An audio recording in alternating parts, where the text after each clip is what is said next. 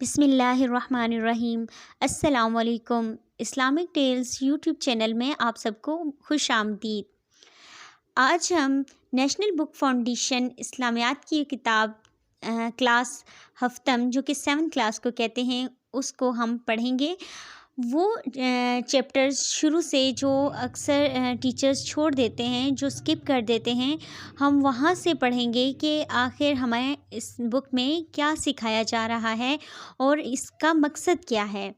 تو آئیے ہم سب مل کر اپنی کتاب کو شروع کرتے ہیں۔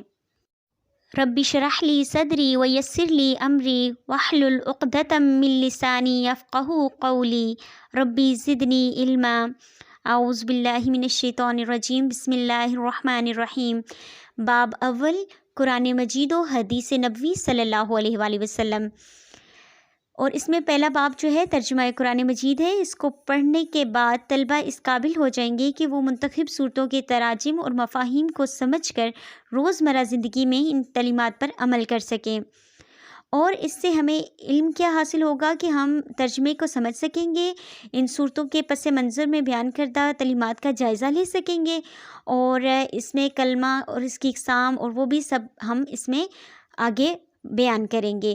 اور اس سے صلاحیت کیا ہوگی، طلبہ کے اندر کیا صلاحیت پیدا ہوگی، ان صورتوں میں بیان کردہ تعلیمات کو سمجھ کر ان پر عمل کر سکیں۔ سب سے پہلے کلمہ ہے۔ کلمہ کا مطلب ہے جو بامعنی لفظ کو، بامعنی جو لفظ ہوتا ہے جس کا کوئی نہ کوئی معنی ہوتا ہے اس کو کلمہ کہتے ہیں، جیسے کتاب، پانی، چائے۔ اور محمل جو ہوتا ہے وہ بے معنی لفظ کو محمل کہتے ہیں، جیسے کتاب، وتاب، پانی، وانی، چائے، وائے۔ اس طرح وہ اس کو جس کا کوئی معنی نہیں ہوتا اس کو محمل کہتے ہیں۔ تو کلمہ کی آگے 3 اقسام ہیں۔ اسم کہتے ہیں کسی شخص، جگہ یا چیز کے نام کو اسم کہتے ہیں، جیسے کہ کسی شخص کا نام محمد، اور جگہ کا نام اسلام آباد، اور چیز قرآن مجید۔ اور اسی طرح فعل کا مطلب ہے، فعل کہتے ہیں کسی کام کو، کسی کام کے کرنے کو فعل کہتے ہیں، جیسے کہ سونا، کھانا، پینا، یہ سب کام ہیں۔